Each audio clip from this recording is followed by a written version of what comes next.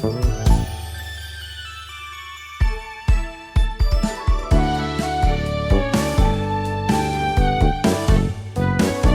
everybody. Welcome to RPG Cast episode 811 for May 2nd, 2026. I'm Chris Privateer, bringing you this week's news about RPGs, of which there isn't much. Hopefully a short show, because I got a lot of stuff to do. I'm going on a work trip this week. Yay. Awesome. Where are you going? I'm going to Seattle. So cool. My workplace is in the same place they hold PAX. The Seattle, the company isn't there, but they're renting the Seattle Convention Center for this. My goodness. All the geeks from the company are going to be gathering together and doing engineering type things. I have always wanted to go to Seattle because of the Pink Gorilla game store that is rather famous and modeled itself after Super Potato. I've always seen that at PAX whenever I go. They always have a big booth there, and it's impressive, and everything's really expensive. Yeah, just like retro games these days. I was about to say, isn't Super Potato not the deal anymore? I don't know what the deal is in Japan. I haven't been there in years, so someone fill me in. Because in 2023, after the market kind of got outrageous, I wasn't that focused on buying games. I was focused on buying plushes. Yeah. So I didn't pick up that many games, but in 2019, it was awesome. I bought all the things. But yeah, you'll have to check it out. But Super Potato sounds like it's still there. Everything's very highly priced because it's a tourist spot at this point. So people will go in and listen. It is cool to see all this stuff just out there and well preserved and in pristine condition for sale. Your childhood memories on a shelf. That's a service. They can charge a little bit for that. But if you're actually looking for a deal, you could probably get the same thing for less elsewhere. It sounds like. But in that case, you got to hunt out the random little shop down a back alley, hidden behind a vending machine. That sort of thing. That's sort of what Super Potato was. Also, they're playing. This is a Game Boy, the flip close Game Boy Color for 27,280 yen. That's like over $200. Yeah, that's a lot. Get an analog pocket for that and get a better experience, right? But also, funnily enough, a lot of the collector stuff that I saw that was like high end. At least in 2019, was at the Mandarake. Whoa. Because the Mandarake had one of the gold Rockman cartridges that was a prize for. I don't know what is what did you say, and what is it? Mandarake is a kind of multimedia store in Japan. Okay.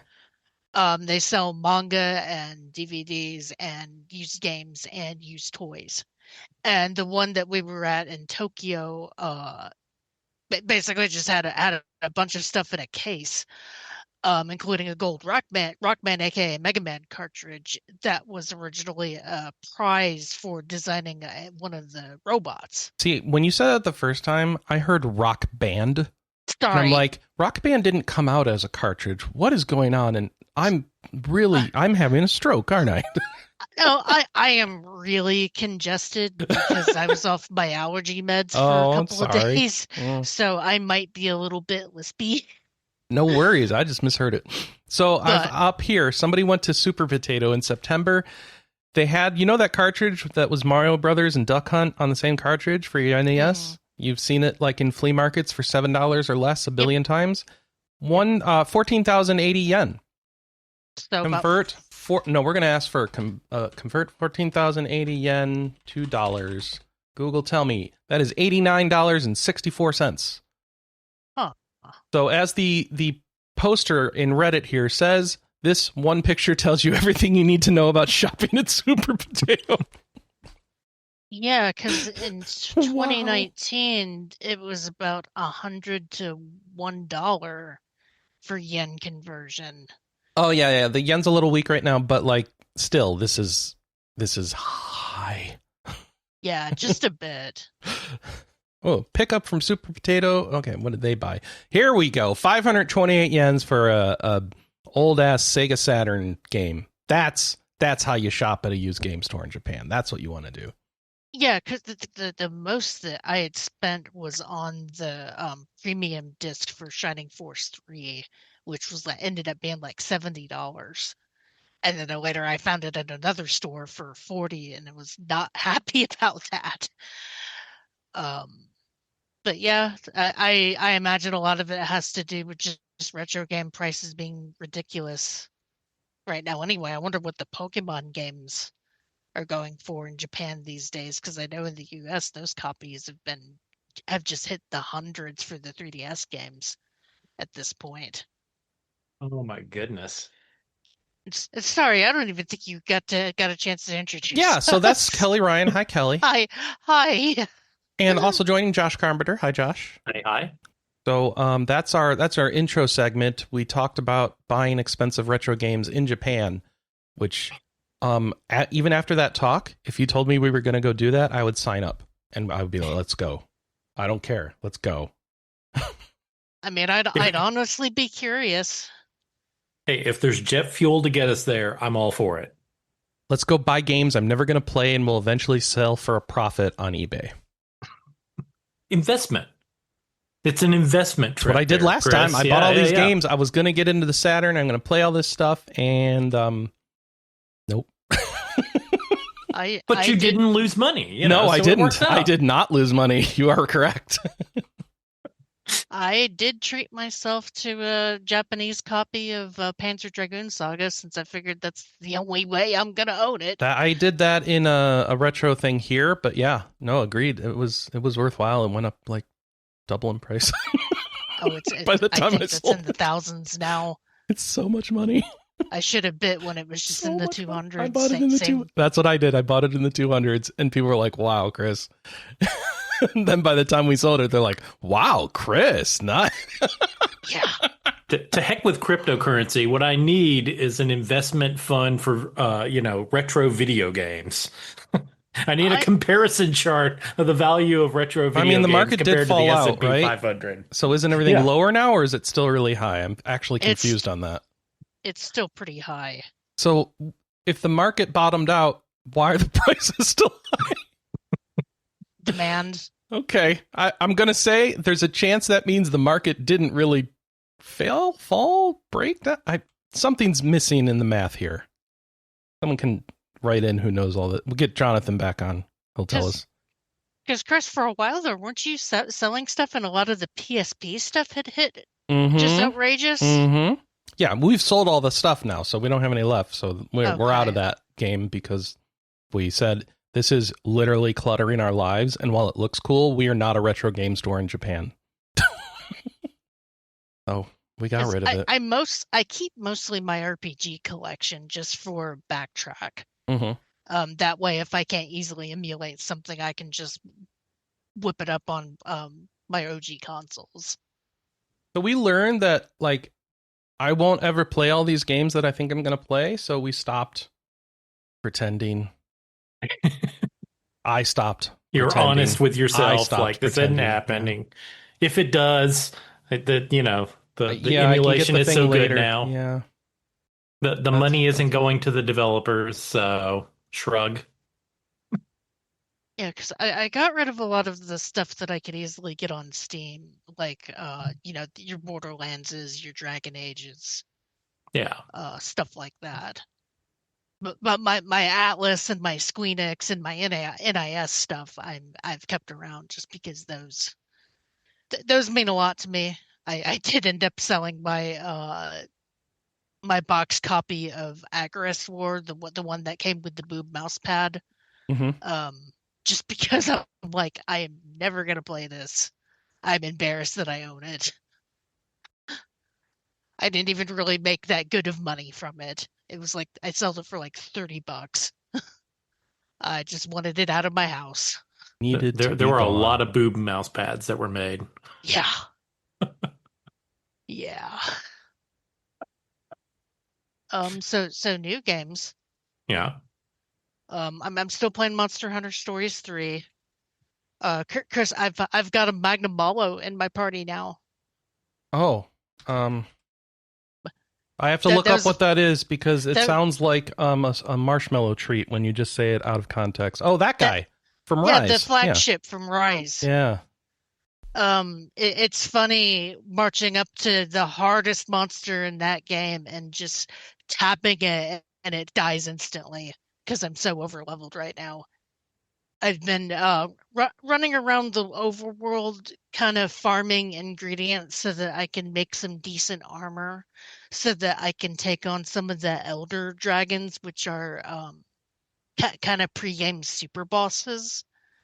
I don't know the names of them off the top of my head, but I managed to defeat an ice one and one that was like looks like a jellyfish with a bunch of tentacles. And just to be clear, you're playing Monster Hunter Stories 3, right? Yes, Okay. Monster Hunter Stories 3, not a mainline. And it's still rock, paper, scissors combat? Yeah, but it's still been fun. I don't know how to describe it. It's the perfect gameplay loop that just kind of checks all of my boxes. Um, a lot of my favorite monsters in that game are sort of or endangered species. So like Barioth is one of the last ones that you can find that's the kind of ice-fanged saber-toothed tiger kind of animal. And I unlocked it and I was trying to get a decent elemental spread over my team.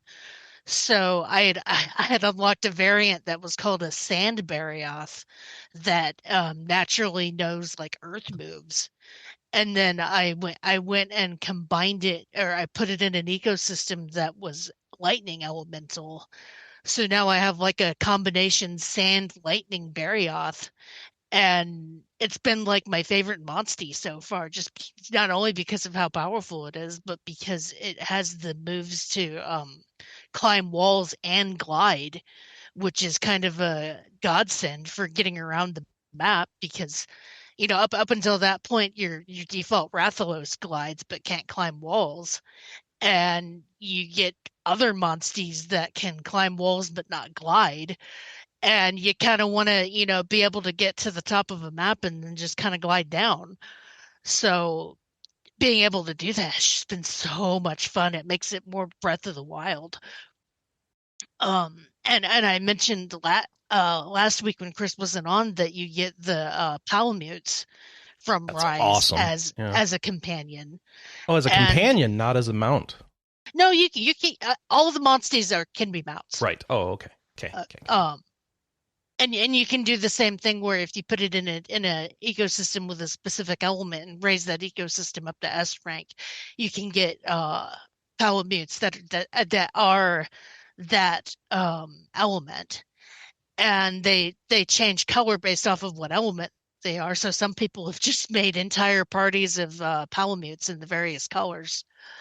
Because I made one that was dragon type just because that element was kind of missing in my party. So I've got like a neat fuchsia purple Palamute that I've been running around on.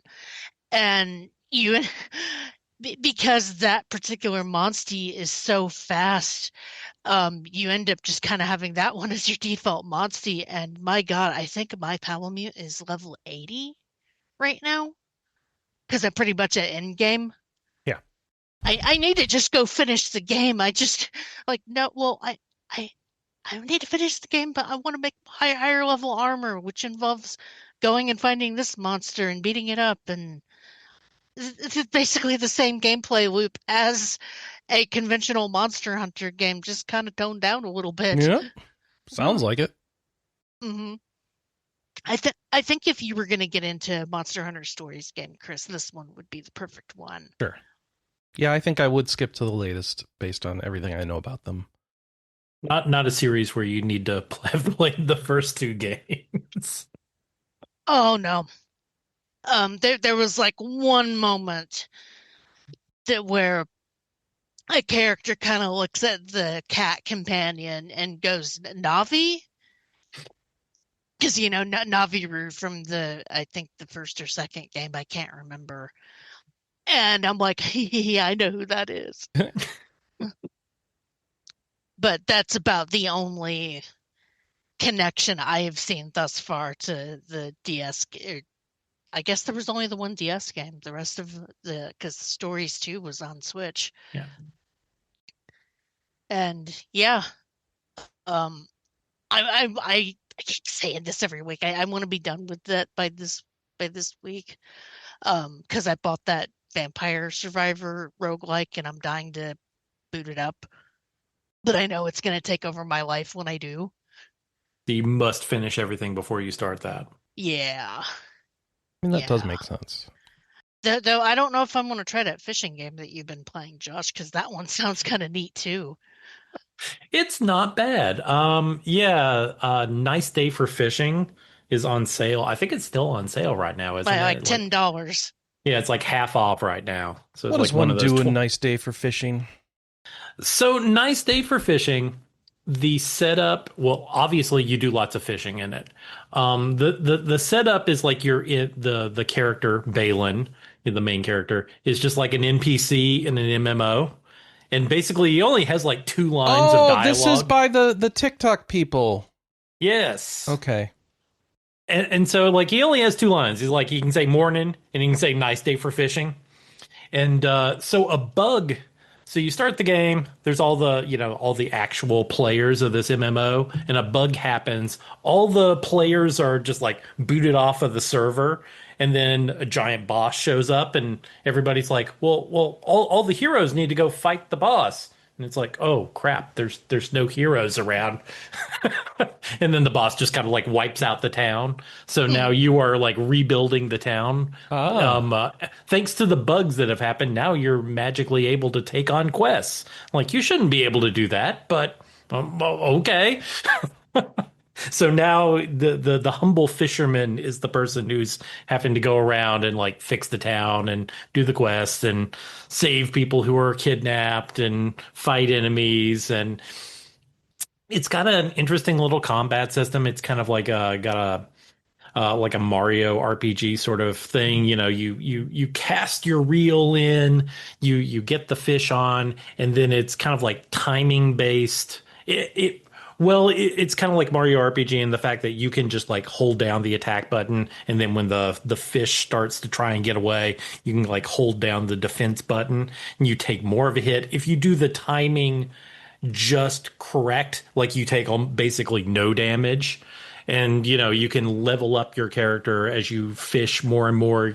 Your experience goes up, and that increases your strength, and it makes it easier to like reel in the fish as you go along, and you can upgrade your fishing rods. And I don't know, like, it's a fun little game for certainly playing on. It matches very well on like Steam Deck or on Switch. I think it's on Switch too, you were telling me, Kelley. Mm-hmm. It matches. Oh, go ahead. Sorry, Switch 1, but yeah, I downloaded it to my Switch 2. So. Yeah. Obviously, it's not, it's a pixel art game. It's not exactly pushing the Switch 2. Do you need to know like the MMO lore from the skits by Viva La Dirt League? No, I don't think so. That would go over my head, Chris. Oh, okay. Maybe you get more out of it. Maybe there's an extra layer that you're not even appreciating. Exactly. Very well. Could very well be. So what are these skits like kind of like Mega 64-esque jokes? Yeah. Okay. Because I'd never heard of them before. You've probably seen them, but yeah, it's all parodies of MMO stuff and mechanics and silliness. Yeah, there's a lot of that going on in the text of the game, where it's making fun of MMOs, RPGs, that kind of stuff. Very meta humor, from what it sounds like. Yeah. It's a fun little game. Complete other end, I played the Neverway prologue. And that is the new game that's coming out later this year from the Celeste developer. And Celeste was not an RPG. That was wasn't it a 2D platformer where a depressed girl was climbing a mountain to like overcome her depression? Mm-hmm. That came out, geez, now I think it was like 2018. This is the same developer's new game, also stars a depressed girl, Only this time it is a mashup of like 2D Zelda with also some like life sim elements as well. It is extremely weird. It's also got like a very monochromatic um color palette. Like it kind of swaps between different areas. Like it'll just be all kind of like a matte green, or it may be like kind of like a matte purple. Um the like I said, the combat itself like is much more like Zelda like you're moving around, you're attacking enemies. They've also kind of tacked on a stamina meter. That's the part I'm not sure about how I feel about, because I'm not used to having like a really tight stamina meter. It's almost like more Souls-like in that sense, because you are only able to do, at least here at the very beginning of the game, you're only able to do like 3 or 4 attacks, and then your stamina's out, and then you just kind of have to avoid the enemies rather than just being able to slash away and dive away. So you have to be a little bit more thoughtful about how you're taking on the characters, or how you're taking on the enemies. And it is also very much one where you are tossed in, and you are just having to kind of like figure out how to do things. So you'll get to like a broken bridge, and it will just tell you like, okay, you got to repair the bridge, and you'll need to have industry level 1. And it's like, how the hell do I get my industry ability up to level 1? I have no freaking clue. The game doesn't point you in what direction to go. You just kind of got to wander around and figure out like, oh, I can do this thing over here for this person, and they give me an axe, and then I'm able to take the axe and cut down a bunch of trees, and then get a bunch of wood from that, and then I'm able to take this over to this bench, and I'm able to build like a thing that can actually process the wood, and then by processing the wood, that actually raises my industry level up. So everything you're doing in the game kind of like affects your character's abilities. And then that is, so every single time you're fighting an enemy and you defeat them, that kind of like increases your, I think it was called the violence ability in the game. And it's very, it's an odd but interesting sort of visual style. It very comes, it's oppressive. You can tell that like the main character is supposed to be depressed. Like it almost like makes you feel kind of constrained and depressed as well. I can't even, like, at least I don't know how much of this is kind of like this prologue demo, or how much of this is in the finished game. But like the initial start of it is like you're in an apartment, you've lost your job because like you're so depressed you just don't even go to work anymore. And it starts out in a city, and then you're like, man, I need a new thing in my life. I need to move to a new I just want to move away, get away from this, and move to an island. And it's done in such a way where I'm I'm not even sure, is this actually happening in the game? Is this person just dreaming this? Or, like it just kind of like swaps, and I'm like, like, is this person just almost having like a mental break? I don't, I don't even know what's going on. It's weird. And it also is incorporating like a lot of like, you can tell the developers who did this grew up in almost like more like 90s computer. Like you can go up to a computer in the game, and it works like Windows 95. Of course it does. Of course it does.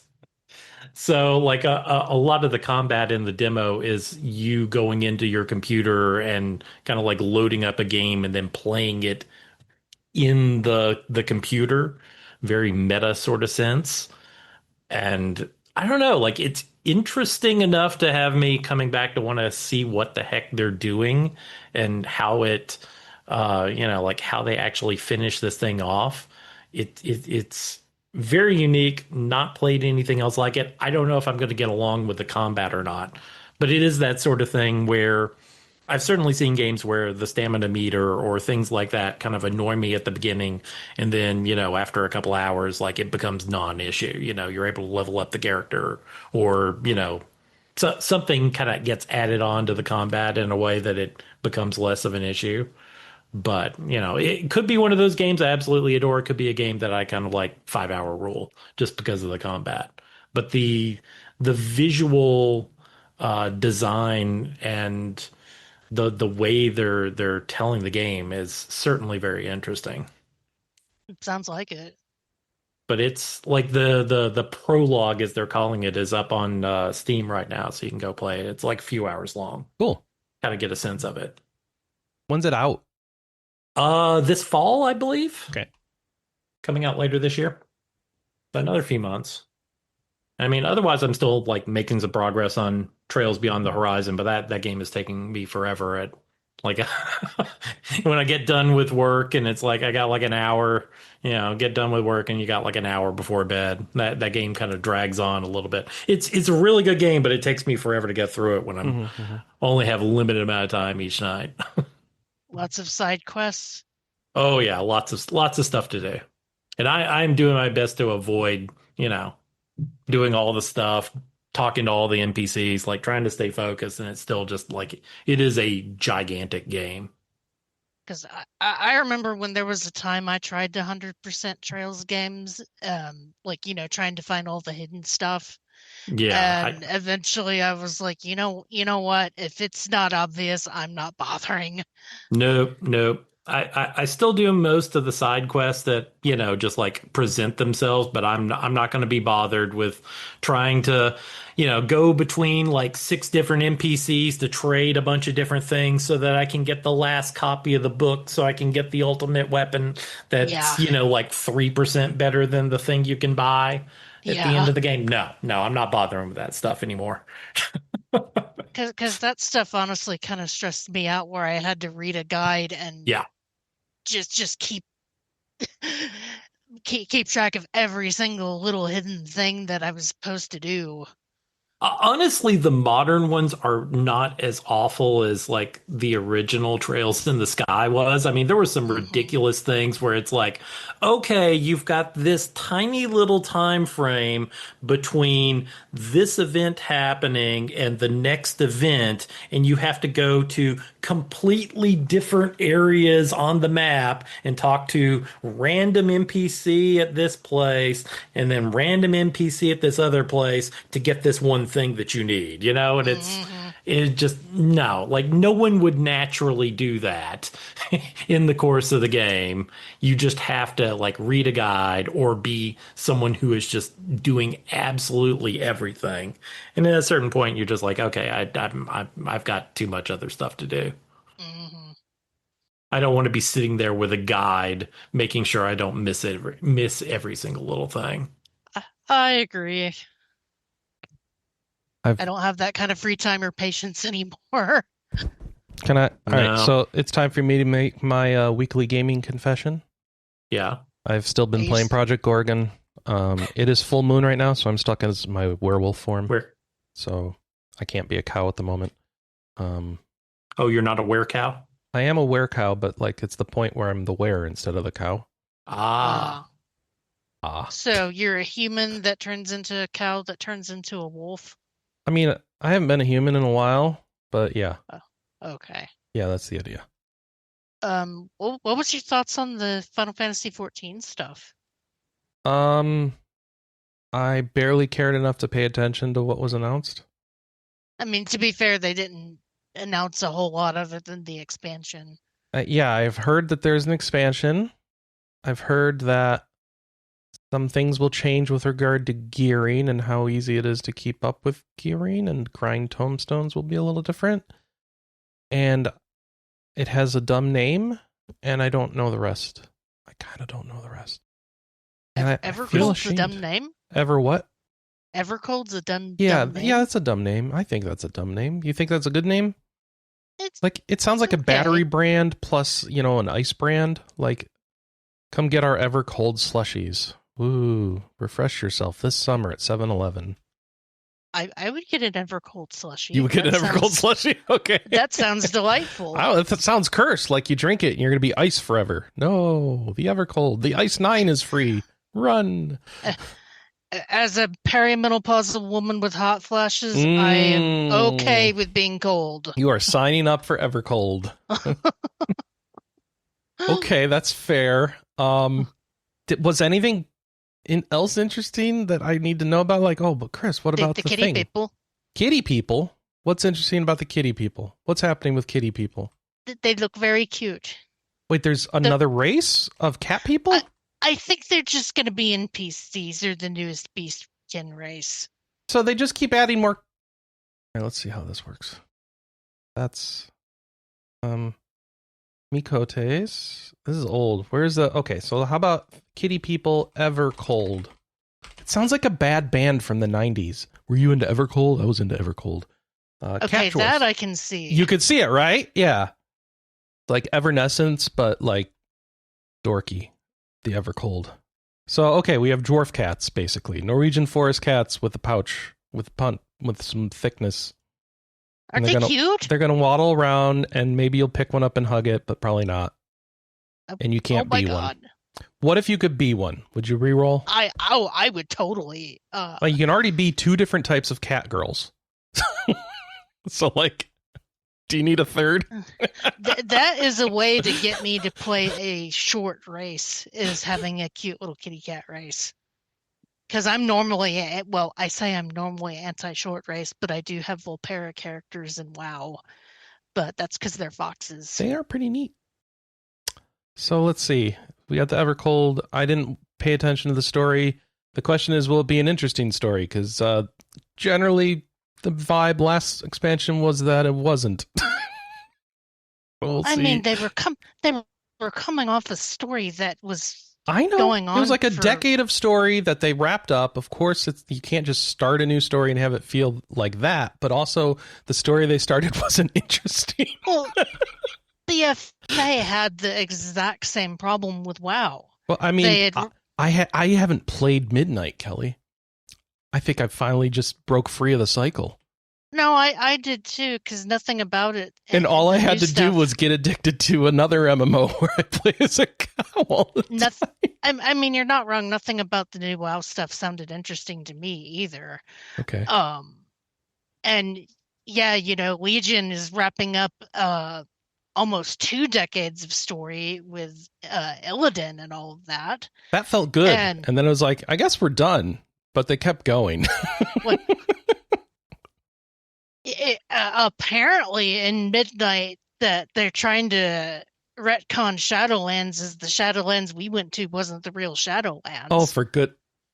I was about to criticize that, but honestly, if they do that, it makes for better storytelling potential. And this is one of the times where I'm usually against retcons because they usually retcon something that you have good nostalgia for. I don't know that anyone has good nostalgia for Shadowlands. No. I mean, the animal heaven place that we hung out in, that was cool. It'll be shame that that's not a thing anymore, but also we don't have the baggage of the whole rest of that expansion. Sylvanas showed up in a cutscene recently and Perfect. was like, hey, when runners aren't that bad, peace out. Hold on. So if we're retconning Shadowlands, does that mean she never went there to begin with and that was all in our heads? Or No, she finally cleaned it up and realized this wasn't even the real one, all those souls weren't real, I gotta go somewhere else and clean that up? What are we doing with that? I mean, apparently she went there. Mm-hmm. Apparently everything that happened there happened. It's just not the real afterlife. Oh, good. You have to die in that afterlife to get to the real are we just layering? Is it Inception? You don't know. I'm asking. Honestly don't know. Nor do I care. Nor do I care. That's the problem. It should be interesting. And bear in mind, I only know this because I'm still subbed to r/WoW and I read this stuff secondhand. So I will wait for a nice lore. I need like a 2-hour lore explainer video. That's how I consume this stuff now. I don't have time to play it. I watch long form YouTube content about it. Well, yeah, because I've watched the lore explainer videos that explains everything with Hearthstone cards, but when I was going I'm sorry. Hold on. The lore of Hearthstone cards? No, they use Hearthstone cards to represent the characters. Oh, okay. That sounds immediately more interesting. All right, yeah, fair. Yeah. So, and as of, well, when I was going down this rabbit hole, they hadn't recapped Shadowlands yet, so I still have no idea what went on in that. You need to link fire. me to that. Find that channel so we can both go through it. Okay. And then I might... and actually, the problem is, the reason I feel like this is my weekly confession is that there's a game that had an expansion come out that I was originally looking forward to trying out. That's Diablo 4. It's out, and I haven't touched it. And Kelley, they did two things that I wanted them to do for me to actually care about the next expansion. They actually did them. They are tying into other games in the series. Apparently Diablo 3 tie-ins are things. So that's, I know it's Diablo 3, but I'll take it. It's like acknowledging the rest of the series was one of my issues with that game. And Lorath is back, so I can listen to him read the phone book to me. Why am I not playing this game? Huh? Oh, that guy. Okay. Yeah, Sid. Sid from Final Fantasy showed up again. And he's there to read stuff to me. The guy with the British voice, whose voice is so deep, it sounds like he has like 5 testicles. He is a dragon.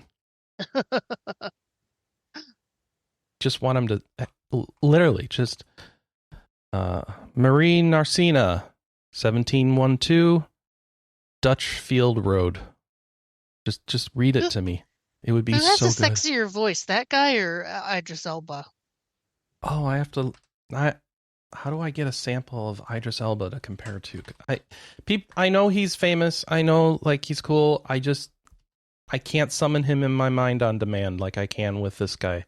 Why is my YouTube so cursed? Okay, Idris Elba. Idris Elba can do anything. All right, talk for me. Oh shoot! He said one line, Kelley, and I understand what you mean, and now I'm torn. What did he say? It was just a random thing in a skit. He said none at all, but like that was enough. I was like, oh no, I have to choose. I want to listen to him some more. Dude. Was he the one who did the 80s? Okay. Yeah, okay. How about we just get them together, Kelley? Yeah. They could do a duet in an audiobook. And get Keith David in there too, and there won't be a dry panty in the house. I mean, actually, Goliath. No, yeah. Kelley, this is becoming weapons grade. What are you doing? You're gonna violate a convention. I what can I say? I know my sexy voices. You do. And now I want to sign up for Allstate. Dude. Oh no. So this is where Andy's hobbies. Andy's into like male romance books. So I'm saying one character is read by Idris Elba, one character is read by Lorath, Sid / whatever his actual name is, and with a forward by Keith David. I can never remember that guy's real name. We could that book will sell so many copies, like it'll start a whole copycat genre, and you're just gonna be fivering people with gritty, gravelly voices, and it's a whole new industry. Actually, we need to delete this from the show because I need to go make this happen. It will make me millions. So let's go. We'll see you next week. Yeah. So I haven't played Diablo 4 yet, and I do want to, but also like this MMO I'm stuck in right now is so time consuming. And obviously I'm having fun, right? But I'm not even close to like done with stuff. Like there's still more systems, more leveling, more grinding, more things to do that I like doing. And the server okay, so here's the interesting thing. The server population is starting to shrink, right? It's been a couple months since, I guess 3 months since launch. And like we went from 1,000 people on each server. We're down under 300 now. You're starting to get to know who's left. and you're banding together and you're feeling like the walls closing in and you're like, we need to be friends and have good relationships and help each other out against the encroaching darkness, and the darkness is other video games taking people away. So it's like not a real darkness, but it's like, it feels that way because like, where are all my friends? So like, I'm getting to know everybody on the server, which is like great, but also that means everyone remembers me. So that's like, I got to actually not be a jerk. Be good. Or I need to actually be good. That would also help. Or funny. And somebody yesterday, like I was saying, like I was razzing someone in a social group run and like, man, do you die in every single one of these?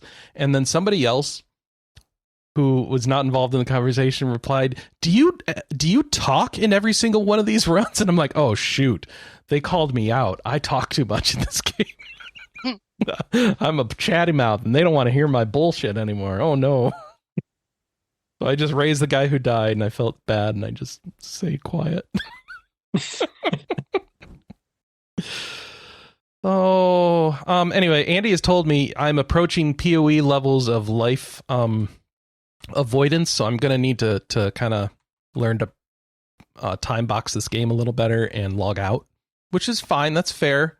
The problem is if I log out of this game, I'm going to want to play Diablo 4 or PoE or something else, which is just as addictive. So I don't know how that's going to go. I am going to wait until the Lord of Hatred or whatever it is inevitably on sale on the Black Friday. Oh, I pre-ordered it so I could play as Paladin last season. See, I'm curious about Warlock. Yeah, now Warlock's out. Yep, I got to try it. And I need to boot up Diablo 2. You do? They put Warlock in Diablo 2. They did. Yeah. I don't have time for all this. I gotta prioritize. Either. And I do. Okay, so people are probably like tired of my anxiety about video games and like just play what you love. And it's like I hear you. I hear it. I process it logically. And then here's where it falls over. I host a weekly gaming podcast. How can I not play new games and do that? And I guess the answer is I don't host a very good weekly gaming podcast or something. Or you guys know what you're getting when you come here and you're cool with what it is and I just need to chill. I feel bad. Like I should have more opinions about recent stuff or new things. And I'm like, all I want to do is play these nostalgia kicks. Hey, on the plus side, Chris, the video game industry is helping you out by stopping producing new video games. I mean, sure, but no, but we had so many. So even if we cut it in half, we still have too many. Like, yeah. I don't agree. There's still stuff coming out. How many things have come out this year alone that I haven't even finished Expedition 33, and I know that's a fantastic narrative. And like, I don't know when I'm going to get to it. And like, what am I doing? And the answer is having fun, but also like, how can I pretend to actually be doing a decent job producing this show and not play new games? But how many people have stories of werecows? I mean, that's true. You know. Yeah. And Hairfrog is in the chat like, I don't think anyone has ever complained about not talking about new games on the RPG cast or us not streaming the newest games. And it's like, well, I mean, just because no one's complains doesn't mean I can't be neurotic about it, Hairfrog. How dare you?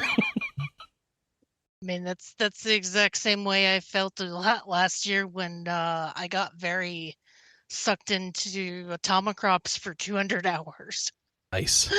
Like, I really should be playing something more relevant, but I can't put down this game. I love this. I love the immersion thing. That's what I love about these video games that we play. And there's too many to be immersed in them all, and that's the experience I like. So I'm like, I can't do what I find fun and keep up. That said, I am going to start at some point, because I have to travel this week for work. So being online persistently is going to be a problem. So I will be on my Steam Deck, Kelley, and you know what I'm going to play? What you going to play? The Vampire Crawler game. Yeah, I need to get into that. I haven't tried it at all, so I'm going to boot it up and give it a go. And that should be pretty easy to get stuck into for a little bit without internet. See how it goes. So is this the game that they were trying to make with the kind of the Castlevania assets, and they just did the Survivor thing as a lark, and then invented a whole new genre somehow? I don't know the story here, Kelley, but I do know that there is a second company listed on the game's page. So I got the impression that someone else developed it and they published it, but I don't know the story. I don't know. We need a lore explainer for Vamp. Hold on. Sorry. I almost wish something in the world that I need to think about if we actually want. Do we want lore? Somebody to attempt to create sane, well-documented lore for vampire survivors? I don't think we do. The story of the development, the story of the game, I couldn't care okay. less about. We want a documentary, so we need like No Clip to come back and do a thing. Yeah. Okay. Because that's what I like about Vampire Survivors is just get in, kill a bunch of stuff, break my screen, get out. Or get in, spend half an hour realizing you don't remember how to make builds that work in this game, then finally make one that works and be like, okay, cool, I did it, and realize that wasn't half an hour, it was 3 hours, I better go do something else now. Mm-hmm. You're like, that's 100% it. Okay. The only game I've ever had to remove from my Steam Deck because I was playing it too much and not getting anything done. That's all I got. I think that's our games for the week. Is it time for feedback? So. Yeah. All right, let's get some feedback, please. Our question of the week last week, what are your thoughts about Final Fantasy XIV? Will it get you to play again? Oh, that's why you asked that question earlier. Yeah, I messed up. I should have waited to ask. No, that was cool because it started a whole discussion, so it's fine. So what do other people think? Not related to the question. Somehow Chuck Tingle got mentioned on the show last week, and because Andy was on. Yeah, Sam, aka Nix, responded, "We absolutely have Chuck Tingle. I haven't read any of his stuff yet either, but I want to need to be in the headspace. Thank you again for the love. I hope to be sane after this week." I think it was brought up because talking about Sam's curation of romance novels. Yeah. And I guess some old ladies had a problem. I might be. I don't remember all the things, but I do know that Sam is busy with like an actual like Tim Hortons crossover fundraiser or public service sort of stuff going on. Yeah. She explained it Wednesday night during Backtalk. Okay. Because she said, I need to go to bed because I got to get up to make cookies. Perfect. So. As a librarian, of course, her job involves making cookies. Oh, yeah, because Tim Hortons was sponsoring Well, you don't want to eat their food. Let me tell you, as someone who's been to Canada and supped from the teat of Tim Hortons in 2025, they ain't what they used to be. No, they're not. It's sad. I remember the first time going to Canada, and it was like, oh my God, Tim Hortons is this amazing thing. And you go, the coffee's bad, and the food's bad. The coffee used to be so good because they would just they only kept it. I remember when I first went, they would only keep coffee. They brewed new coffee like every 15 minutes. That's what it said. It said they've got a timer on it, and they still have like the signage that implies that. But like, even the new coffee isn't good. It's not good coffee, and so it's like so. First of all, the deck is stacked against it for me because like I'm a specialty coffee kind of guy. So I like light roasted coffees with more tea-like tastes that don't taste like just normal coffee, normal basic Folgers. No, I'm not doing that. I'm doing weird coffee that's like fermented or just barely roasted and harvested from like the Hanging Gardens of Babylon or whatever. But like, so I'm already not going to like enjoy it like I like my home coffee, but even then, like you can have like just a good standard cup of coffee that's got a nice tasty nutty taste to it. That's like, it stands up even if it's black. That the coffee they're serving there, there's only one place I know of to go to for coffee that's worse. And that's Dunkin' Donuts. Really? Because I like Dunkin's No, actually coffee. Dunkin's coffee is slightly better than Tim Hortons, and that makes me sad. Shouldn't be. Like Tim Hortons should have been like the thing, the Canadian specialty thing, but no. So here's what I have found between the two, which is like Dunkin' and Tim Hortons are like the Canada versus American thing of the same subject, the same sort of restaurant. I slightly prefer Dunkin's coffee. I slightly prefer Tim Hortons pastries because Dunkin' Donuts are not good donuts. They're just there. And at least Tim Hortons will give you like some interesting flavor options like maple dip or some promotional thing. And the Dunkin' promotional things you can't even order in the app. It's unreasonable. They're always out. They can't make an eggs. Anyway, so where was I going with this? I just wanted to rant about Tim Hortons apparently. Sorry. But good on Tim Hortons for supporting Nick's. Yeah, I'm glad they're doing good things that don't involve, food. They aren't good at. And I'm not picky about my donuts. I'll take a stale 3-day-old grocery store donut. Of course. Now I need to know what your opinion about Krispy Kreme is. So I don't get to have them very often, but I would just even without thinking very hard, I would rate them higher than both of Dunkin' and Tim Hortons combined. Like Krispy Kreme is like fresh, decent donuts, right? So highly dependent on if you're getting them hot. Nothing is better than a hot Krispy Kreme. Sure, okay. But if it's in the store, no. That's really? Garbage. Oh wait, so don't get the ones that are at the grocery store because that's yeah. Well, I mean that's the same thing with like good coffee. Like sometimes there's actual nice coffee brands that do sell into grocery stores, but like by the time the coffee's there, it's way too old. And you're losing a lot of the flavor, the things that you're actually chasing in those specialty roasts. So it's like, and so I guess same thing with the donuts. By the time it gets to the grocery store, like it's like, your TikTok dance being on Oprah. It's too late. It's done. It's over. I mean, I don't know if you've ever had a hot Krispy Kreme when they got the sign on. I've never had that opportunity. No, because that would involve getting up early and going to a donut store, which sounds like something I would never want to put effort into. I mean, down. I don't know. They have it all day, all night. You just look for the hot sign. They always turn the hot sign on when the donuts are hot. Yeah, all right, okay. It's a Krispy Kreme thing. Also, I'm trying to lose weight. I don't tempt me with So there are actual donut places, and there's one actual donut place in Madison people love. It's like Greenbush Bakery. It's like a real bakery that makes good donuts, and like that's the place to go in the morning and get like donuts that you're gonna be like these good donuts, and So I'm like, if I'm going to put the effort into it, I'll end up going there instead of Krispy Kreme. And so this is why I'll probably never do what you're talking about. Unless I happen to walk by it on a road in some business trip. I'm like, this is the moment that I get to Krispy. They got to have the hot sign on. They got the hot sign on. I got it. It's got to have the hot sign. Otherwise, it's light and ethereal, and it just kind of like almost dissolves in your mouth. It's amazing. But without the hot sign, it's like going to Subway when they run out of bread. Got it. Yeah, it's like whatever. It's sugar. It's sugar. So good though. Where were we? Somehow we're on donuts. Feedback. It's because Nick's wrote in to mention that they do have Chuck Tingle romance novels, and I was trying to remember how Chuck Tingle got brought up, and we got on a tangent. Library? Wow. Guess that's why it's surprising, huh? Okay. From Shaman, it won't be the expansion specifically, but the Switch 2 version that gets me to try Final Fantasy 14.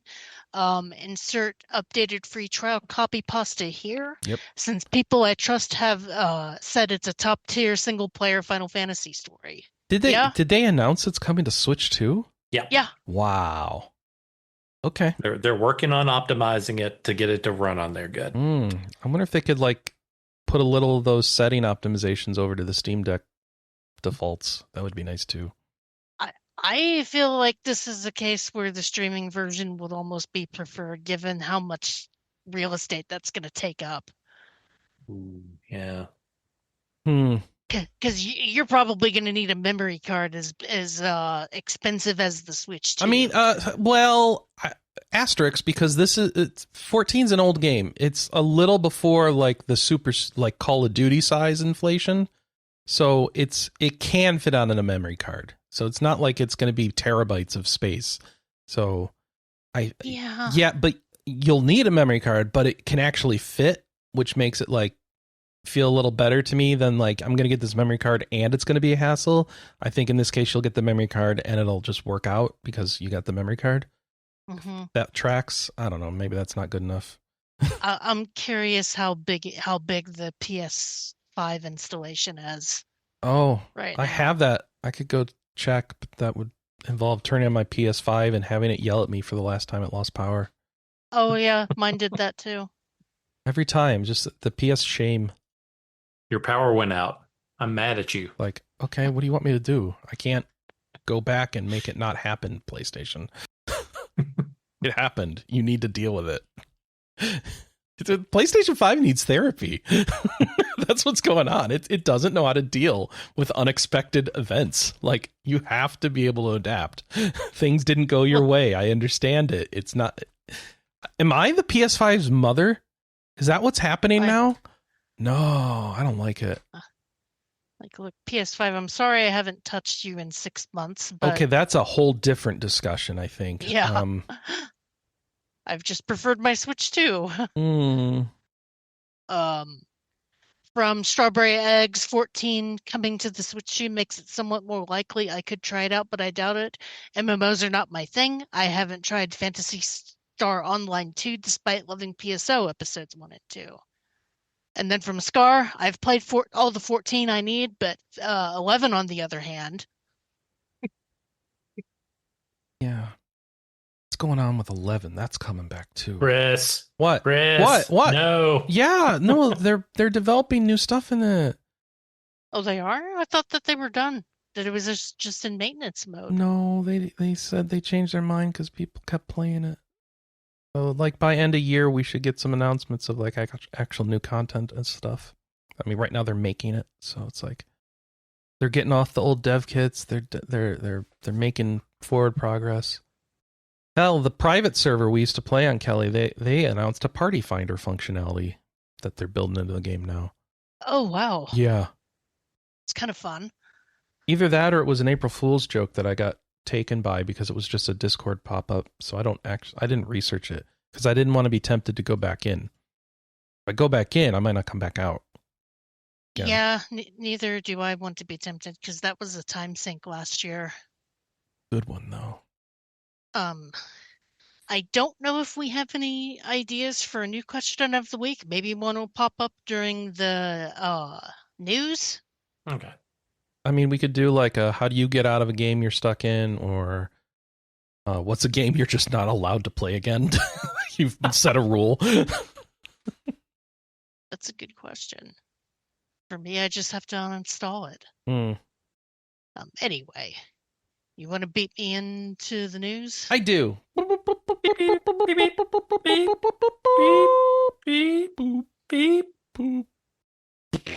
Maybe our question can be what what company are you sad about shutting down? Because the developer Spiders is shutting down.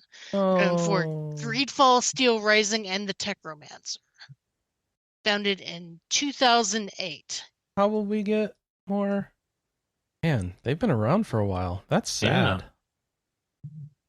They did like weird, interesting Western RPGs. Drink a potion, right? Greedfall is drink a potion. They did that. That makes me sad. Its latest title is Greedfall: The Dying World. Released last month. Well, I'm sorry, March. It's being liquidated. Wow. Pour one out. Goodbye. R.I.P. Spiders. R.I.P. We've got the Final Fantasy XIV Fan Fest press conference that's providing further Evercold insights. I didn't see anything that we didn't already know about.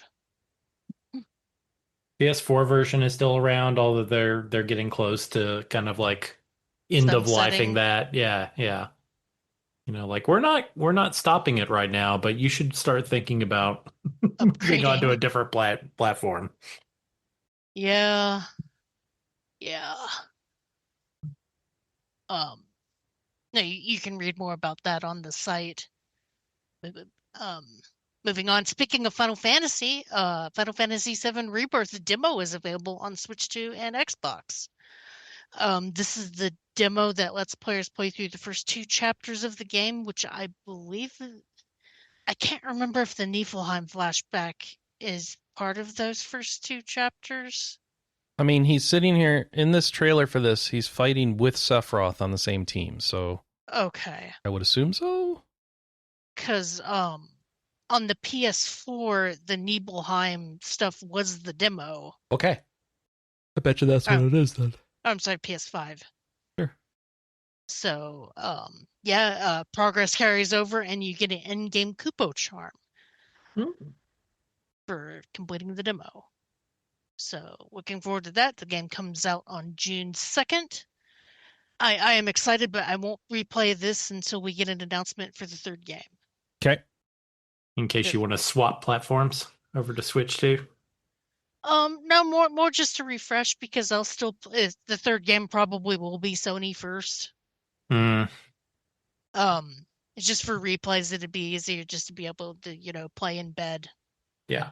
Because that's what I did with Remake before Rebirth came out. I played it on my Steam Deck.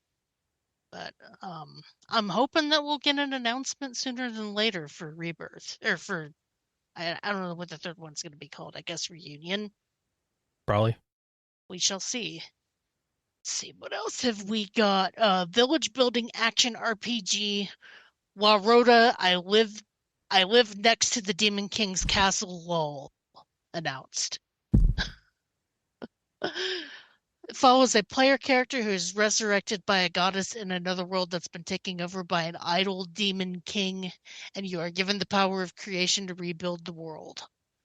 Very Minecraft. What a concept. Never heard that before.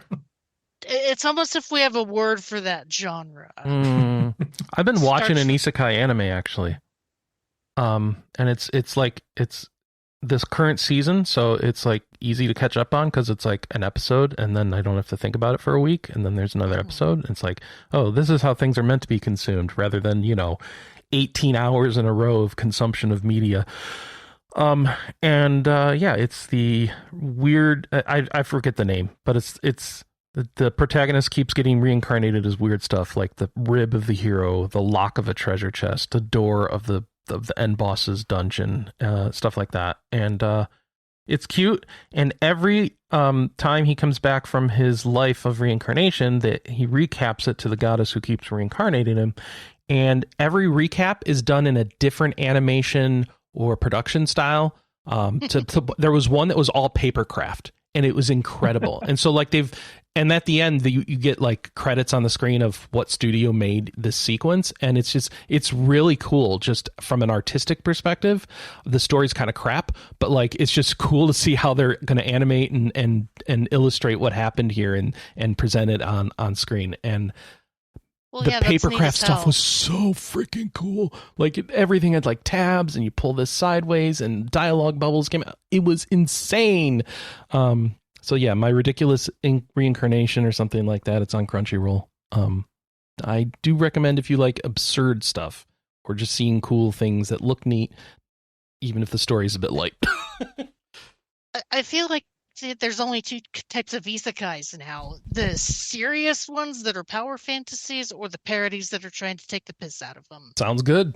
That's what it should be. They keep each other honest.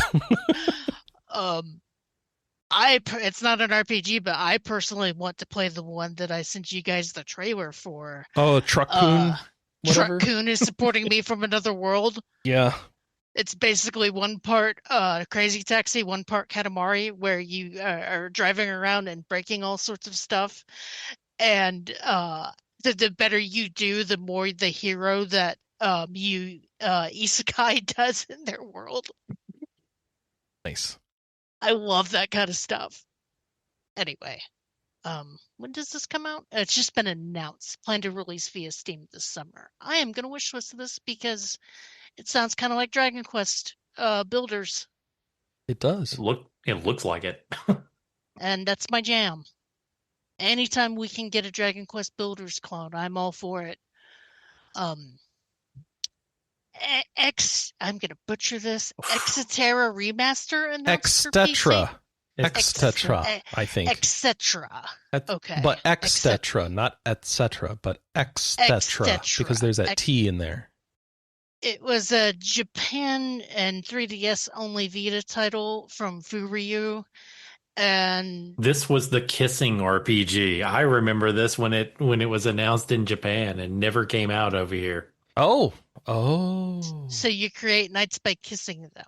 Yes. So it's like that Fire Emblem mode we never really got in the real. No, never mind. Yeah. I think there was also like a, slightly pervy mini game that involved the touchpad on the back as well. Go figure. It was a Vita game. Mm-hmm. So we're kissing girls and then they're joining our harem. Is that the idea? Yeah. Okay. Yeah. Great.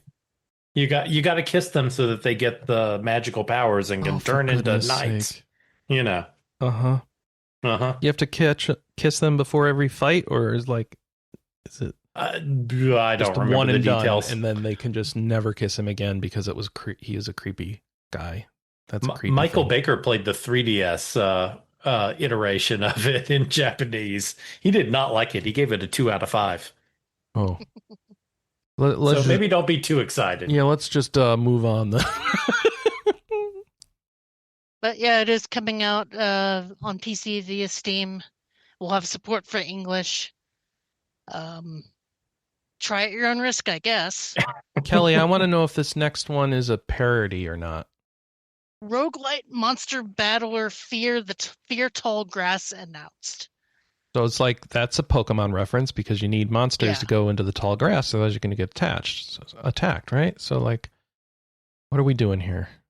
It doesn't look like, I don't know what's happening. Like, we got a knight walking around the grass, and then all of a sudden you get into a battle, and it looks like Pokemon, simplified Pokemon, or complicated Pokemon. I'm not honestly sure, because Pokemon's simple to begin with.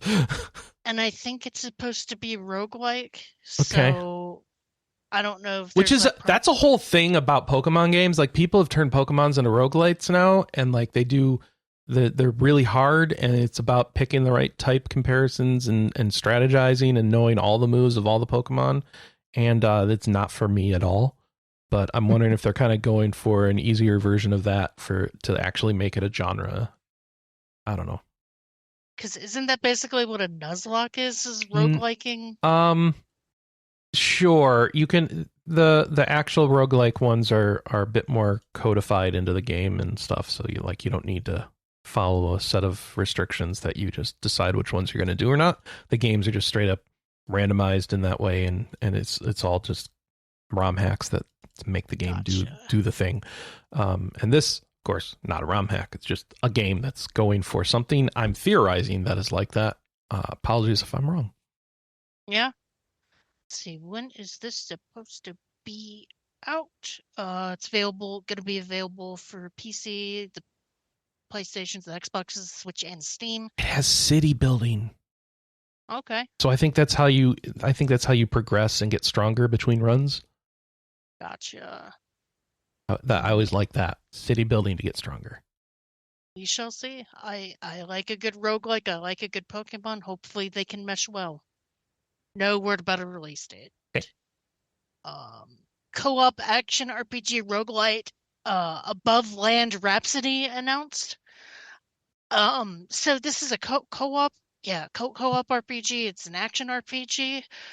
I didn't know what to make of this trailer because at first I thought it was kind of goofy, and then they brought out the chair as a weapon.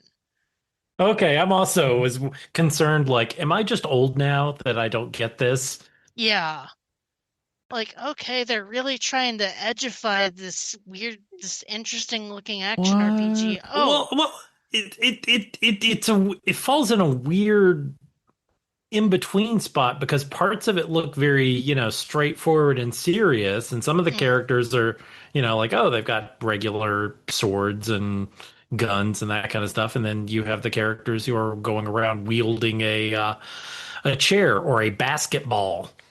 And you're like, what's happening in this game? I don't know. And that was the part where it's like, okay, is this trying to be silly or is this serious? a Muso? What is this? It looks, and that was the other thing. how Muso it looked. Multiplayer. Drop She's just in, doing drop out. she's just doing push-ups and pots and pans are falling from the sky. What is Okay, so this game is ridiculous, obviously. So, and there's tower defense. Like, what? So is it? It's just okay. So this is a comedic action RPG tower defense thing then with multiplayer. Mm-hmm. Okay, wish list now. Maybe someday we'll understand what the game is. I mean, I don't mind a comedy game as long as it's fun. It's just I didn't know what to make of this trailer because of how wildly the tone went back and forth. But at the same time, the basketball stuff I thought was really funny. I agree. I think it looks neat. I want to know if the game's fun. And that was the other thing too. I honestly couldn't tell if this was going to be a paid game or a free to play. They because might not of the know. tone. All right, what's our next thing? Yeah. Moving on. Hellslave 2 Judgment of the Archon has been announced, a follow-up to the 2022 title Hellslave. Set to come out for Steam in Q3. Don't have a lot of details past that. Heaven has run out of patience, the trailer says. First-person dungeon crawler, right? So, whatever. Yeah. You're into them, you're not into them. This looks a little dark. Choose a demon lineage.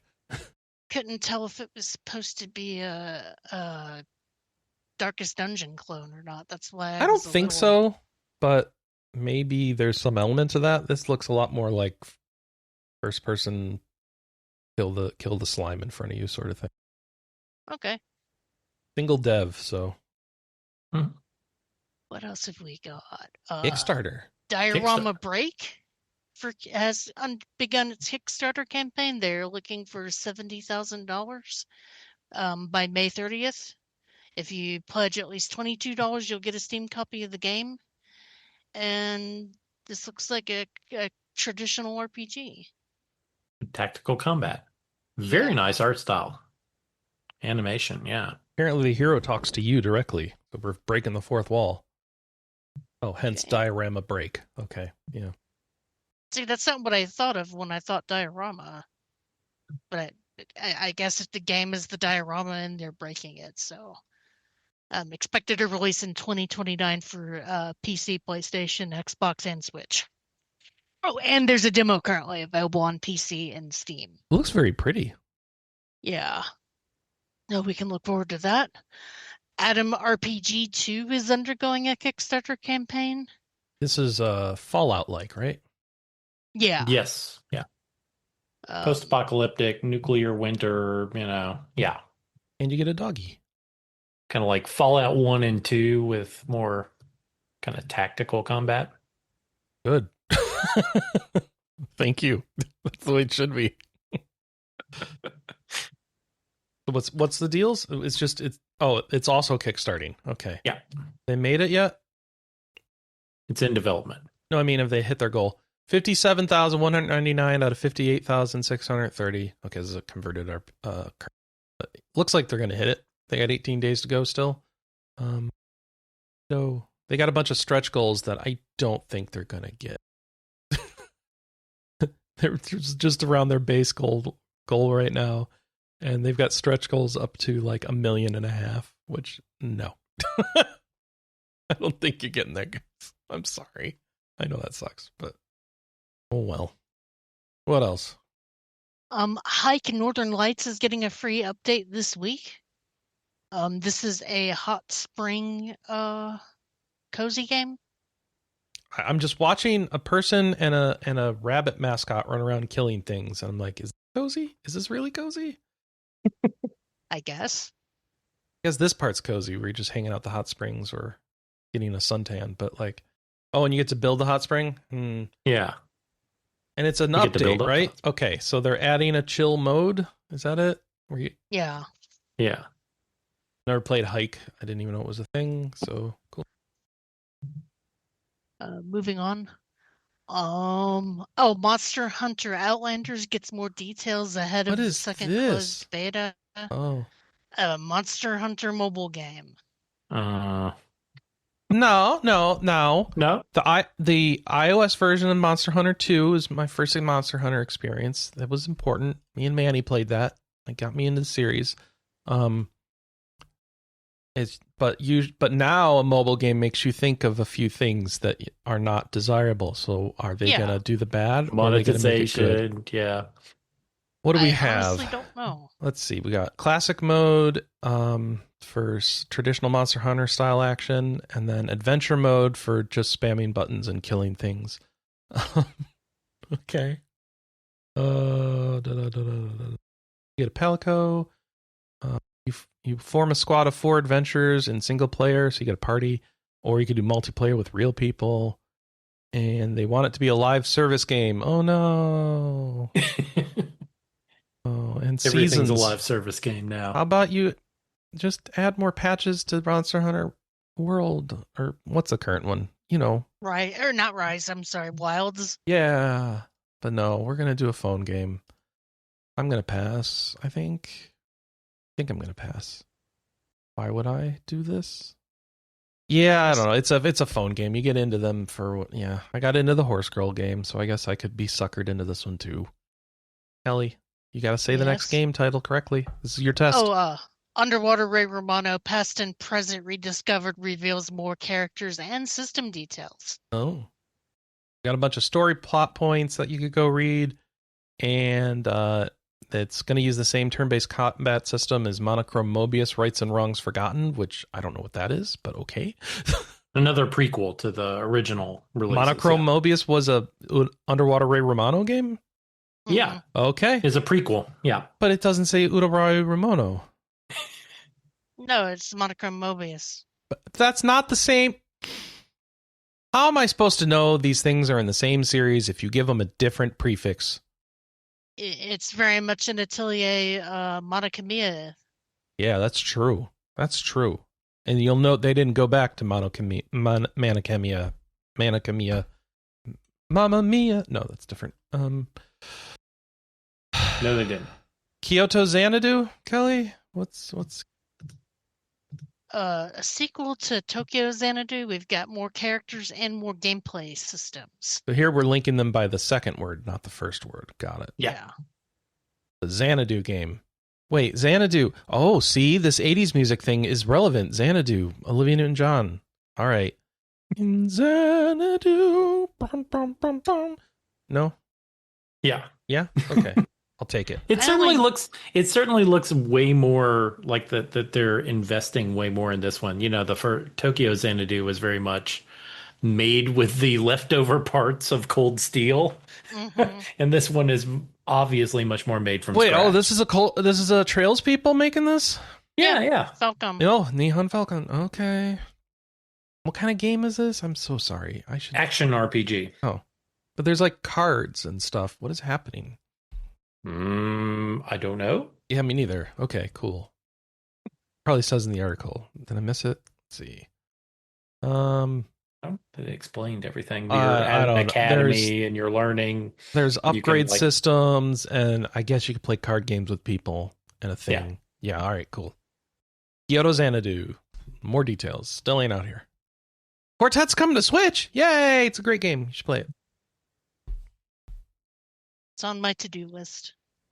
When does it come out? Oh, May 12th. Very soon. So May 12th, 20 10 bucks. days, yeah.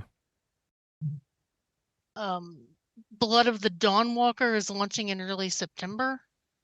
What is this? Ooh, look at this. They got a collector's thing. Sorry, what? They got a collector's edition. Sorry, Blood of the Dawnwalker. No. Bandai Namco and Rebel Wolves revealed Blood of the Dawnwalker is launching at the start of September.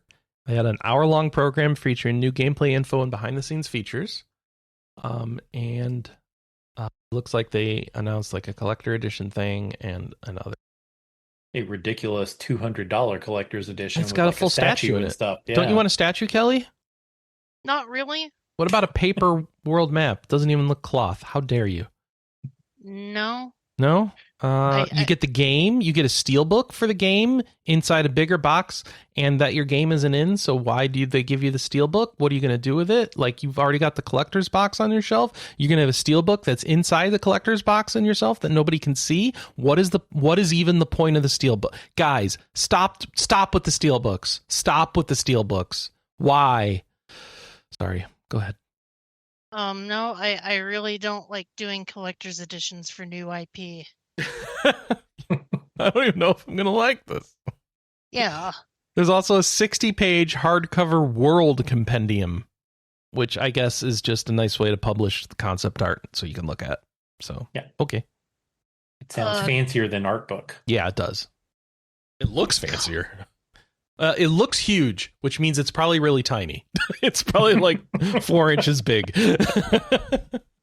I don't even remember hearing this game getting announced. I don't know anything about it. I'm going to guess there's vampires, though.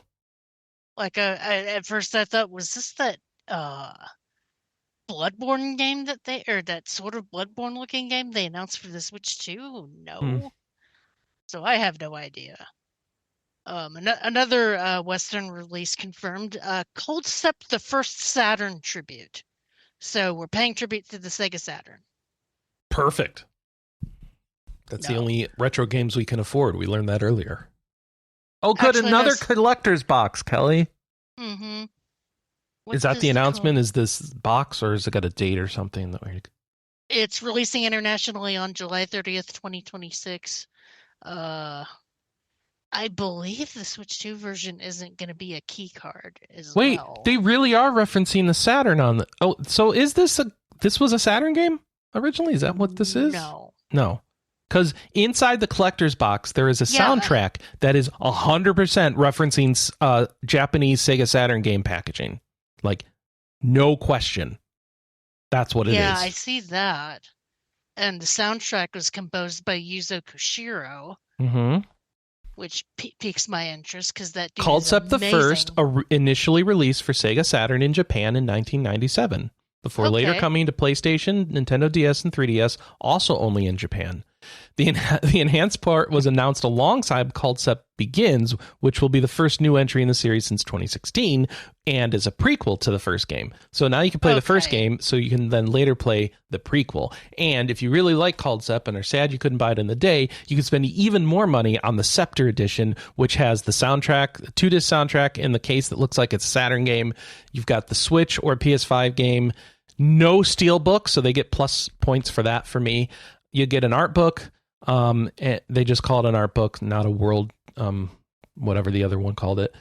10 art cards, which I don't understand what you're going to do with those. And then 9 acrylic standees, which I don't have room in my life for acrylic standees. Do you? No.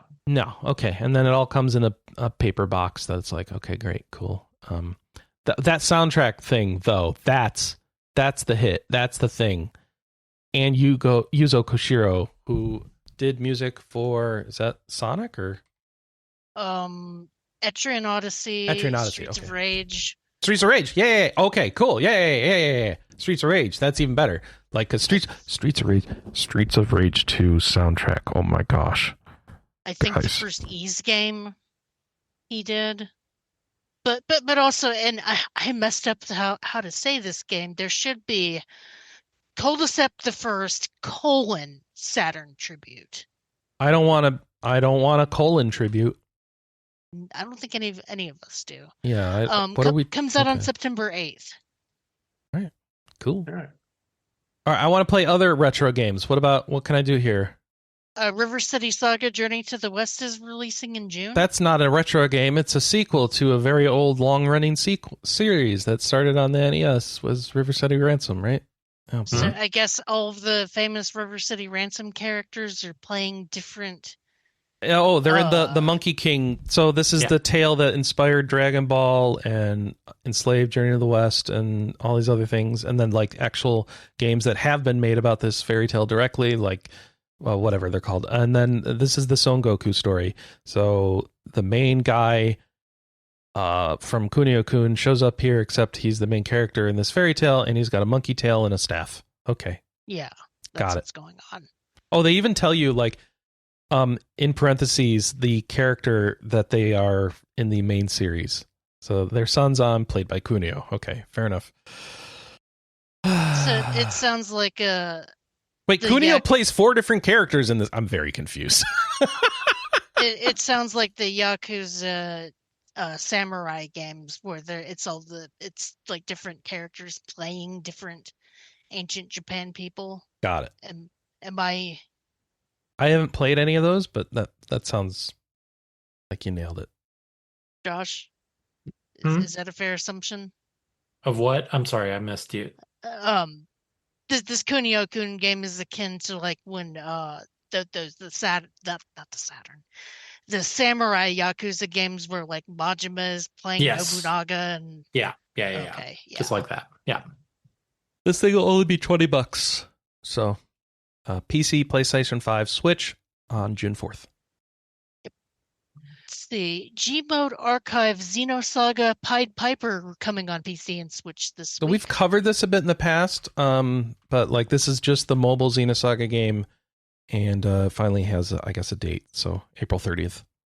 And by mobile, we don't mean iPhone mobile. Oh, no. We mean like flip phone mobile. Yeah, we mean old Japanese mobile.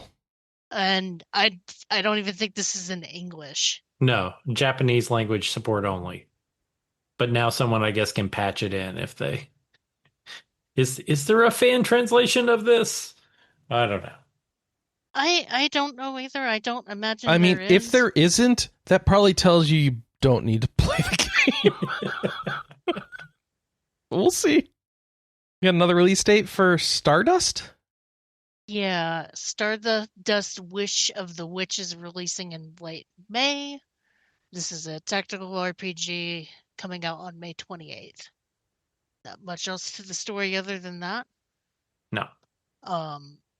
.45 Parabellum Bloodhound releasing later this year. This is from the Valhalla people. Yeah, it's Sukeban Games. Yeah. But this is quite the different style of game, since Valhalla was more, visual novel where you could also mix drinks. Mm-hmm. Mm-hmm. And this looks like a PS2 sort of, dark RPG. It's weird looking. PS1 actually is what it looks like. Yeah. PS1 era retro graphics. So like, I don't know. I didn't play Parasite Eve. Is this what Parasite? No, this is actually it's more Metal Gear Solid vibes, isn't it? Mm-hmm. Yeah. So it's actiony, but you can freeze time to make commands. It's weird. Look, you should check it out. It's gonna be out in Steam this summer or fall. We're not sure when. They're not sure when. They're hedging. So the game again is .45 Parabellum Bloodhound. Or 45 caliber Parabellum Bloodhound. I don't know how to pronounce it, but I don't know either. It is a cyberpunk RPG. All right, Axe Cop. Man, Axe Cop? Yeah. What that? I don't even remember where Axe Cop comes from. So it was a webcomic released in 2009 that was written by a 5-year-old and drawn by his 29-year-old brother. Right, and this is in the trailer. It's recovering the history. Okay, so now it's finally getting a video game. Yeah, it had a TV show. The game came out in 2020. Okay, so this is console release. Yeah, all right. It had a TV show. Yep. On what channel? I think I'm not sure. Or was it just on YouTube or something? It may have been just on YouTube. I'm sure somebody can write it and correct me. But I did the math, by the way. That 5-year-old kid is 22 years old now. Uh-huh. I was kind of skimming the comic a little bit, and it's like, yep, this was definitely written by a 5-year-old. Does he remember any of that is what I want to know. Oh, I'm sure he does. Yeah, I guess oh my gosh, this was enough. On the TV show was originally on Fox, and then the second season was on FXX. Okay. 2013. All right. Yeah. All right, cool. Get your Axe Cop stuff going on. Let's bring back the memes. Let's go. $10 it's going to be. PlayStation 4, PS5, and Xbox and Switch. But the art is very high quality in the comic. Oh, okay. And I'll bet it was a fun project just to be like, okay, kid, tell me what to draw. Nice. Get the craziness that only a 5-year-old can come up with. Kelley, you know what I'm lacking in my life? What? A deck building roguelike strategy RPG. There just aren't enough of those. I wish I could have another one. Don't you agree? Well, we've got Rainbow Legends releasing next week. Perfect. What makes this one special? Set in a world consumed by a color-devouring void, players set out to reclaim territory and restore its balance. And I might add, this is not a sequel to Rainbow Moon or Rainbow Skies. Okay. Just making sure that all right. That's clear, because when I saw the headline... I'm watching this trailer. I don't understand what's happening at all. There's just all kinds of things going on. You're fighting people. You have a hand of cards. They all have different numbers on top. I assume that costs different energy and do different things. And you're on a board with squares, and you play your cards, and some of the squares turn your color, and then they play their cards and they turn their color, and then big groups of squares get picked up and some of them change color. I don't understand. I don't. There's a lot going on for a card deck building game. It's like it's like playing Blockus with cards and RPG elements, I guess.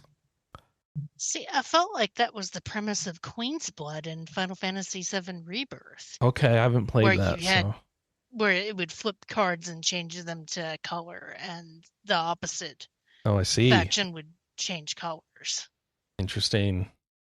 Okay. But there you go. Yeah. And that's all the new releases. So I have 2 release things. We've got Alabaster Dawn coming out this week for PC and Linux in early access. It's an action RPG. And then we have Echo and the Bewitched Lands already out on Switch, now coming to PC this week. That's all I was able to find. What, Andy? It's not good. Oh, is it a Kemco game or something?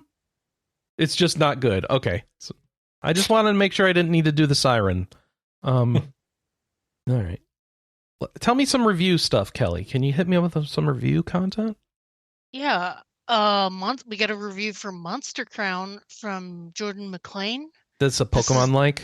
Yeah, this is the sequel to Monster Crown, which is a game that I played last year for our Monster Catching May.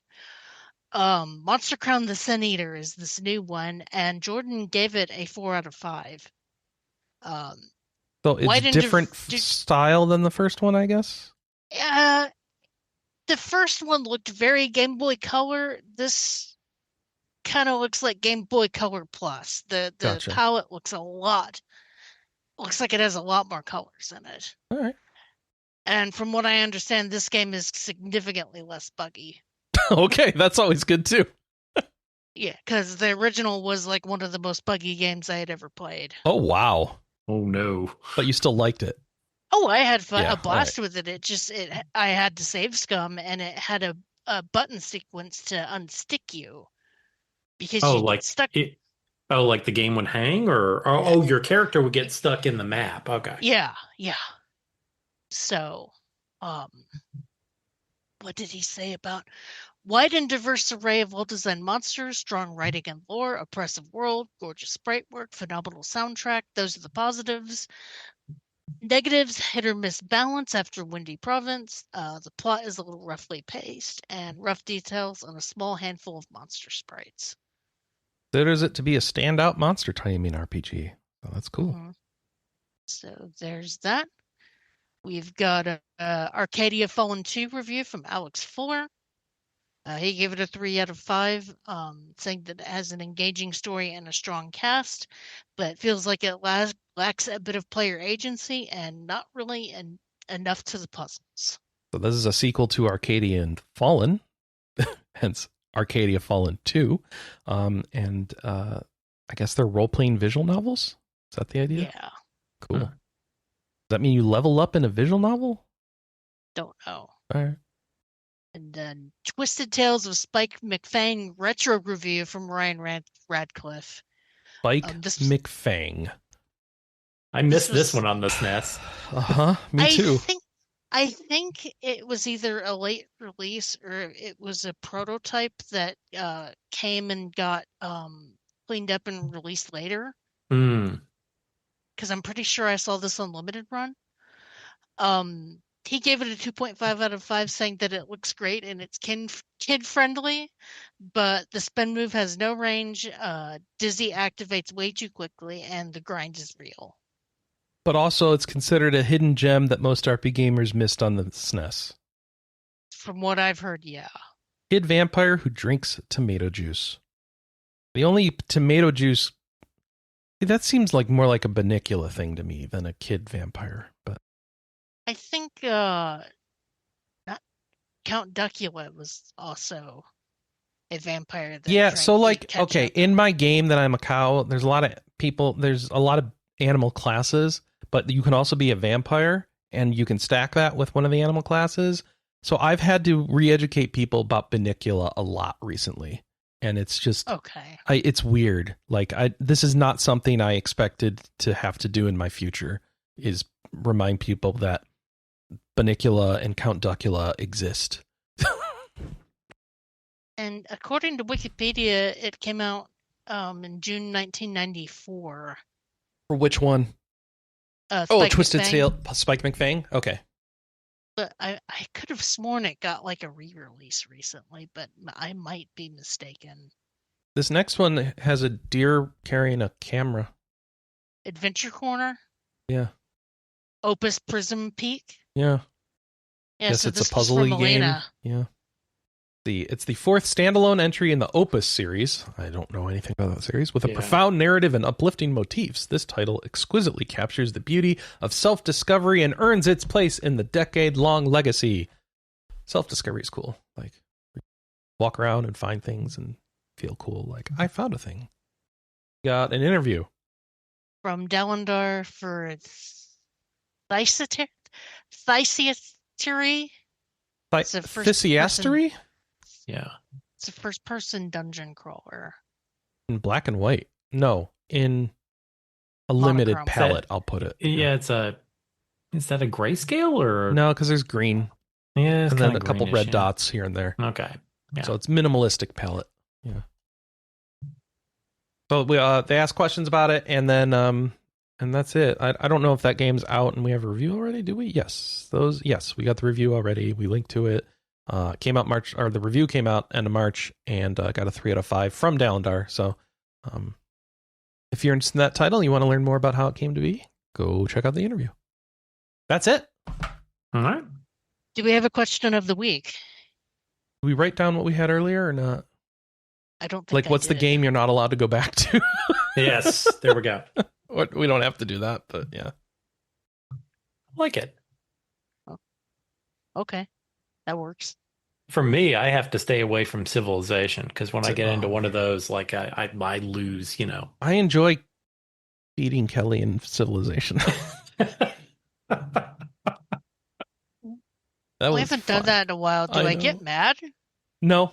You didn't get mad. It was just I enjoyed I'm better at somebody at a video game. And then I realized but I've played this more than her, and that's not fair.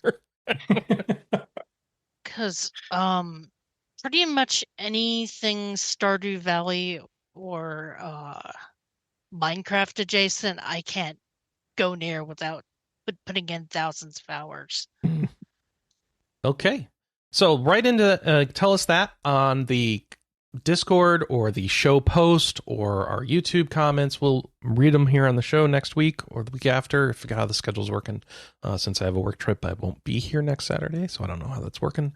But thankfully, I've got Andy around and he's organizing stuff, so yay. And with that, I'm going to ask what everyone's going to play this week before we call it. Josh, what are you going to play? I'm going to do some more fishing. All right. And the name of that fishing game again? Nice Day for Fishing. Nice Day for Fishing. Kelley, what are you up to? I am going to wrap up Monster Hunter, and I want to boot up Vampire... what's the name one? Vampire Crawlers. Vampire Crawlers. We shall see. Because I also have a birthday coming up, and I don't know if Birthday Santa will bestow me with games. Hopefully they're very expensive retro games from Japan. No, I think they're newish ones. I don't. Look, Birthday Santa's never gonna get me a copy of Panzer Dragoon Saga unless Birthday Santa wins the freaking lottery. Okay, fair enough. We'll probably end up like buying more important stuff than that. Fair enough. All right. I think I'm gonna. Obviously, I'm still stuck in Project Gorgon. The two things I'm looking into, still Diablo 4. I would like to try out the new expansion and listen to the narrative stuff. And I would also like to try out Vampire Crawlers. So I think that's what I'm gonna try to at least do that on the plane or something. So we'll see. Thanks, everybody.